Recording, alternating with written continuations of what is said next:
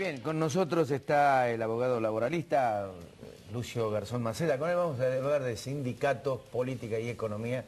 Lucio, gracias por venir. Te damos la bienvenida con Néstor Sargiotti y Alfredo Blanco. Primer pregunta, como para romper el hielo: ¿Caló o Hugo Moyano se quedan con la CGT? No, se queda con la CGT la Presidenta de la República. Así. Así nomás. Así es, así es. Mientras ninguno de los conglomerados, sea el conglomerado de Moyano o sea el conglomerado de Caló, porque no son centrales sindicales, son conglomerados, ninguno de los dos va a tener una fuerza decisiva si no se dan un programa, si no se dan una cantidad de componentes que hagan trascender a los sindicatos de la mera negociación de los salarios. Si los sindicatos continúan siendo meros negociadores de salarios, son agentes funcionales para las empresas. Y de lo que se trata es que los sindicatos sean transformadores de la sociedad, discutan los salarios, presten servicios, pero además propongan reformas. Hasta ahora no tenemos sindicatos que propongan reformas. ¿Moyano va a haber un riesgo para la institucionalidad, para la Presidente? No, de ninguna manera, de ninguna manera. De ninguna manera, no. Alfredo. ¿Cuál es la razón central por la cual se rompe la alianza, el acuerdo, digamos, entre Moyano y además porque se da la particularidad que el asesor, el diputado, asesor de la CGT, tiene su hijo que maneja Aerolínea Argentina, no sé qué. De acuerdo. ¿Por qué se pelean? Yo supongo, porque es un grande misterio, eso es decir, ¿sabes por qué se pelearon? Es decir, supongo que en el plan de la Presidenta es tener sindicatos de pan y manteca y no sindicatos que planteen reformas sociales. Es decir, en el plan, y me parece desde el punto de vista de la Presidencia bien, y si yo quiero tener sindicatos que discutan salario una vez al año, y punto. Pero lo que no quiero tener es un componente de proposición de reformas sociales que de alguna manera puedan entrar en contradicción con mi modelo. Y un sindicalismo que propusiera eso la incomoda. Entonces la mejor forma es la que puedo hacer. Que Moyano sea una especie de colector de disconformes y los otros que sean el conglomerado de los gremios realmente importantes que se queden discutiendo salario y condiciones de trabajo, pero que nadie haga la proposición de cambiar la sociedad. Si hay que cambiar la sociedad, voy a ser yo, la Presidenta de la República, pero no los sindicatos. Esta situación de reparto de fuerzas, equilibrio relativo, porque tampoco están midiéndose permanentemente, o sea, ni siquiera hay una votación abierta, en donde uno puede ver que uno tiene el 55 y otro el 45%, ni mucho menos. ¿Esta situación es un efecto buscado por, en este caso, el gobierno, o se dio así y le conviene? No, es decir, pensemos, vivimos una gran ficción, es decir, si hay algo poco importante por las características del modelo sindical argentino, es la central sindical. La central sindical lo único que hace en este país es presionar sobre el Poder Ejecutivo, es un grupo de presión, pero no negocia salarios, no negocia condiciones de trabajo, no negocia así un cambio en la reforma, etc. Vale decir que es una central sin un poder real y sin un poder simbólico. De manera que la división de la CGT es bastante poco importante en tanto y en cuanto. La división importante sería a nivel de las grandes federaciones. Si una federación se divide, ese es un problema, porque entonces se divide el poder de negociación. Mientras no se divide el poder de negociación, las federaciones nacionales, los sindicatos nacionales van a seguir negociando todo lo que les corresponde y va a dejar delegado a esta especie de club, porque es una especie de club, que pueden ser 1, 2, 3 o 5 centrales sindicales, conglomerados de distinta naturaleza, pero sin demasiada fuerza de negociación, sin ninguna fuerza de negociación y con alguna fuerza de presión, nada más. Lucio, ¿vos ves riesgos en la economía actualmente? A ver, depende de dónde te coloques. Es decir,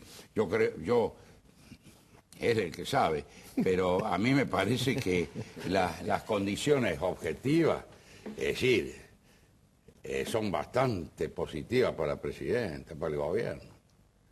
Es decir, si los críticos le están dando un crecimiento en este año del 3% y 6% para el año que viene, te podés imaginar que yo creo que no tiene demasiados problemas. Lo que sí puede llegar a tener problemas es con un crecimiento del 6% si la tarea de distribución no la hace ella, sino que la hace un tercero. Y lo que no va a permitir ella es que en este país haya una fuerza, un referente, que pueden ser los sindicatos, que estén discutiendo la distribución realmente del ingreso. El ingreso lo distribuyo yo. Claro, eso involucra sindicatos, gobernadores, jefe de gobierno de Los Buenos Aires, gobernadores, todo los lo demás. gobernadores van a menos, pobres, están bastante limitados, bastante limitados. ¿Es parte de la estrategia presidencial esa? ¿Limitar a los gobernadores? Sí, sí, Es sí. decir, sumirlo digamos, a tener que quedar presos de la estrategia económica que emplea el Sí, gobierno. no es novedosa lo que voy a No, decir. obvio Es decir, que- el problema del poder, es decir, y el peronismo se ha caracterizado, salvando las distancias con respecto al peronismo a lo que es el cristianismo, pero en realidad es un modelo parecido, es decir, si es posible, se reparte poco el poder.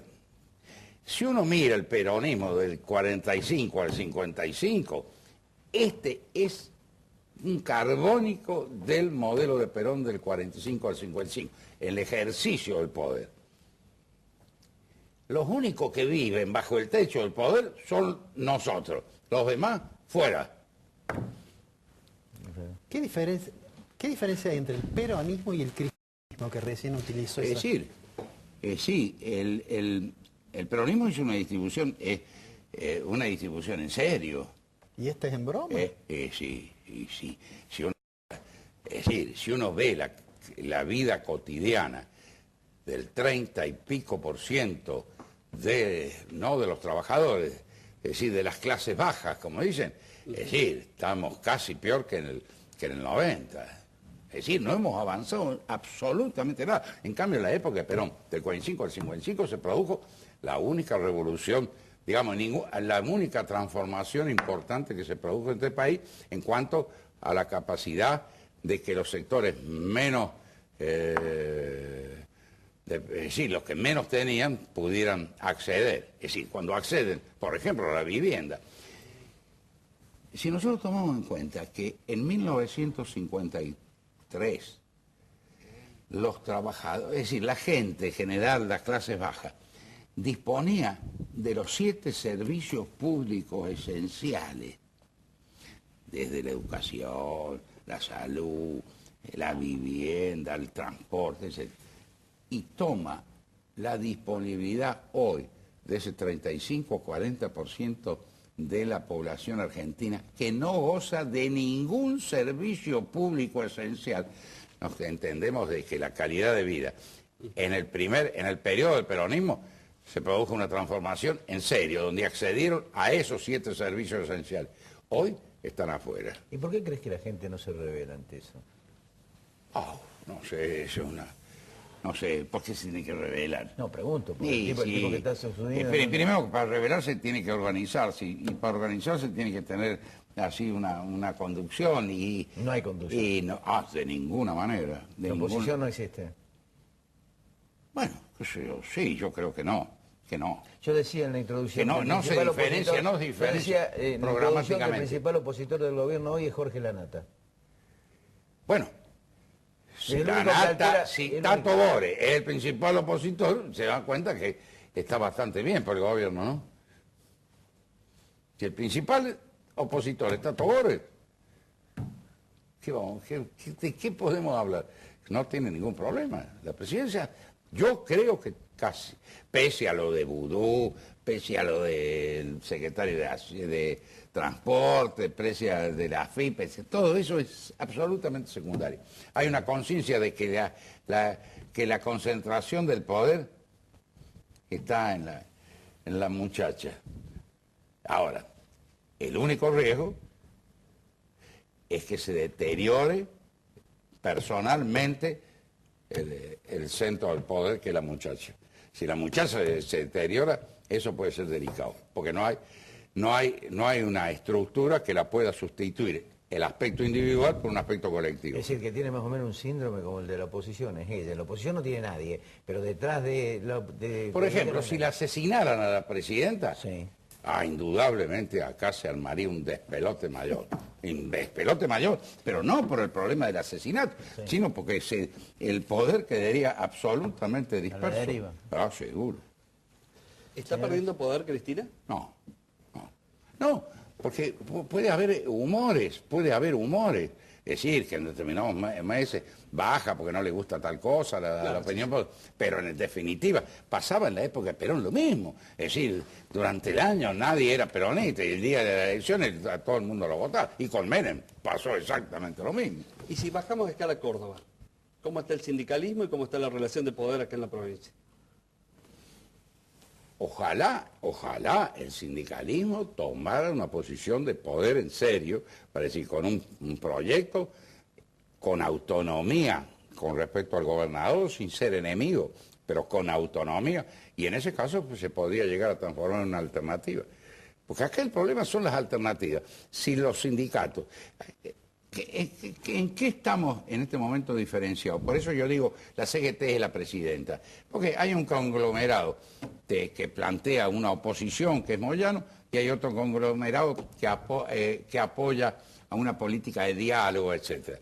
Pero ninguno de los dos se plantean realmente como un programa de sustituir 7 determinadas políticas. En Córdoba exactamente lo mismo. Si los sindicatos que han hecho esas manifestaciones masivas esta semana, la semana pasada, pudieran corporizar en torno a 5 postulados, serían un problema para el gobernador y para la oposición, porque sería realmente la posibilidad de que los sindicatos, a pesar de la mala imagen que tienen, están proponiendo algunos cambios que la gente lo siente necesario. Pero por eso a nadie le interesa, a nadie, ni a la presidenta, ni al gobernador de Córdoba, corporizar que los sindicatos realmente sean una fuerza corporativa con un programa. A nadie le interesa. Lucio, vos dijiste algo que a nadie le interesa y de alguna manera lo quiero trasladar a lo que decías recién, a pesar de Vudú, a pesar del secretario, a pesar de esto. Digo, ¿se puede hacer política sin que la corrupción sea política de Estado y le interese a la sociedad el proceso de corrupción que vive precisamente la política? No, es decir, a ver, desgraciadamente la corruptela y la corrupción es casi una enfermedad universal. Muy bien. Yo no creo que la corrupción sea una política de Estado. No quiero creer. Porque si realmente fuera la corrupción una política de Estado, es decir, no debiera durar mucho. Es lo único que perdura de un gobierno a otro, ¿viste? Y bueno, pero no, es decir, no es un problema de Estado corrupto, es un problema de que las condiciones se le permiten que eso ocurra. Es decir, hay graduaciones en la corrupción, pero en Inglaterra hay corrupción. Va a poner uno de los modelos. Siempre me acuerdo lo de Terraño. Terraño decía, yo era ministro de Aeronáutica y fui a comprar unos aviones y sin hablar del tema me dijeron hay un 5% ya asignado a usted. Es decir, estaba naturalmente establecido que había una comisión. Estamos hablando de Inglaterra. De manera, es decir, es un mal que está, no hay ninguna duda, pero no podemos tomar como eje de la acción política el tema de la corrupción. No podemos hacer la cuestión de ejemplar o testimonial de Carrió, no. Es decir, yo creo que hay que convivir con la corrupción como hay que convivir con el delito. Son formas de la sociedad actual, que hay que cambiarla, ninguna duda, que no hay que estar de acuerdo con la corrupción ni con el delito, pero hay que partir de la base que forman parte de la vida cotidiana. Volviendo a lo que recién decía, que no hay nada enfrente de la muchacha ni nada atrás de la muchacha, o sea que sería realmente un caos. Es un caos, no sé, es un caos bueno, sería una catástrofe. Sí. Pero digo esto, quería apuntar otra cosa. En esa línea, casi no hay opción a pensar de que el gobierno tiene que de alguna forma lograr la reforma constitucional para reelegirse. ¿Cómo? Y porque si no hay nadie que la pueda reemplazar... Pero es que va a tener que reformar la Constitución. ¿Ah, sí? Para elegirla a ella, ¿cómo no? Ajá. ¿Usted cree que eso está en la agenda del gobierno? Ah, sin duda. Ajá. ningún dirigente político abandona el poder a menos que lo echen. Pero ha habido algunos que han dejado el gobierno ¿Quién? y han trasladado ¿Quién? a otro. Por ejemplo, a ver, Bueno, el presidente Menem. a Menem lo echaron. Pero perdió, pero bueno. Pero no, nadie abandona. Ni dirigente sindical, ni dirigente político abandona mientras puede. Sigue, porque considera que es institutivo. ¿Usted cree que la muchacha va a poder Seguro, quedarse? sin duda alguna. ¿Sí? Si puede, sí, seguro. ¿Pero va a poder, le parece? ¿Y cómo vamos? Me parece que sí, ¿eh? ¿Sí? Con un 6% de crecimiento el año que viene, las elecciones no le va a ir tan mal, me parece. Néstor. Y el sistema de primarias y eso hace más complicado que si no hay un tapado puede salir en una elección convencional como era antes. Como es ahora, es La presidencia de la República le lleva al ciudadano, al político, por lo menos de ventaja 48 horas. ¿Sabe lo que puede hacer un poder ejecutivo con 48 horas de ventaja con respecto a la oposición? Puede ser cualquier cosa. Sí, más cuando le lleva 20 puntos en cualquier encuesta.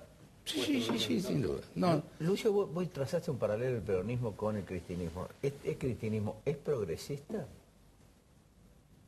no, yo creo que es conservador, populista.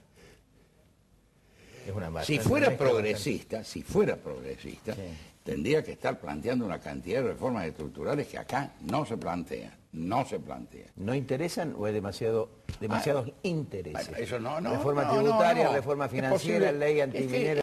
que yo no sé cuál es la real ideología, por ejemplo, de los kirchneristas, de los cristinistas. ¿La cámpora? ¿Ah? ¿La cámpora?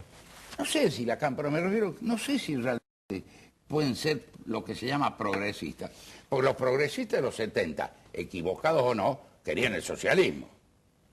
Sin tutía, el socialismo. La presidenta de ninguna manera quiere el socialismo. Quiere redistribuir los ingresos. ¿Qué mejor que redistribuir los ingresos? No por vía de las negociaciones colectivas, es una patraña, es una pavada discutir el ingreso por medio de las negociaciones colectivas. El ingreso se distribuye si usted incorpora al área de los consumos de las clases bajas, como se llaman ahora, todo lo que no tienen. Los 7 servicios públicos esenciales. Denle los 7 servicios públicos esenciales y bueno, y vamos a tener una sociedad un poquito más igualitaria. ¿Qué pasa con los países, por ejemplo, escandinavos? Pueden tener una crisis, pero pueden tener una crisis en la que la economía de cada hogar se reduzca en un 20%, en un 25%, pero no va a dejar de tener vivienda, no va a dejar de tener educación, no va a dejar de tener transporte, es decir, ninguno de los 7 servicios esenciales que hacen a la vida cotidiana dejan de tenerlo en ningún país que se titula progresista. Por eso nosotros estamos muy lejos del progresismo, pero muy lejos. ¿Y fuera del campo oficialista hay expresiones progresistas? Yo creo que por las características de los partidos, el que debería tener mayor contenido progresista, salvando las carencias, tendría que ser el movimiento sindical. No hay estructura en el país más fuerte, irreemplazable, ni las iglesias, ni las ONG, es decir, han podido sustituir el factor de los sindicatos intermediarios entre el capital y el trabajo. Si esas corporaciones, esas estructuras se organizasen, se diesen un programa, indudablemente serían una corriente muy importante que podría tomar una alianza con la presidencia o con la oposición, pero con un programa y con un contenido que hoy no tienen. Hoy los sindicatos argentinos son sindicatos del pan y la manteca. Para decir, discuten salarios, discuten algunas condiciones si hay que poner un bebedero en la punta, etc. Pero cambiarle la sociedad al que menos tiene, nadie la plantea. Y los únicos que la pueden plantear es el sindicalismo, porque o el sindicalismo es reivindicación y contrapoder, o no es nada. Y hasta ahora estamos en la nada. Es el sindicalismo a la americana. Nosotros tenemos un sindicalismo muy parecido al de los Estados Unidos, muy parecido. Hemos perdido de vista los contenidos sociales para limitarnos exclusivamente a la reivindicación de el salario. Claro, y en una economía inflacionaria eso le suma un aditamento que está en marzo. Pero una engaña pichanga. Uno consiguió el 27, el otro el Si 27. usted tiene 25 de inflación y tardíamente recupera el 24. Claro, pero digo que encima en ese escenario pasa a ser el ABC del buen sindicalista conseguir un punto más que el de al lado. Sí, como único menos. pero los sindicatos son, en el fondo, son los grandes auxiliares del capital, que les resuelven el tema de gestionar las condiciones de trabajo y el salario. Esa es la verdad. Es decir, sindicatos puros, que lo único que hagan es convenios colectivos, no sirve. No sirve. Sirve para mantener el sistema. Si queremos mejorar, tenemos que darle un contenido programático que no tienen hoy. Lucio, muchas gracias. Gracias por venir, gracias por habernos hecho el aguante y por esta charla. Gracias a usted. Te esperamos próximamente. Gracias, Lucio. No. Ya volvemos.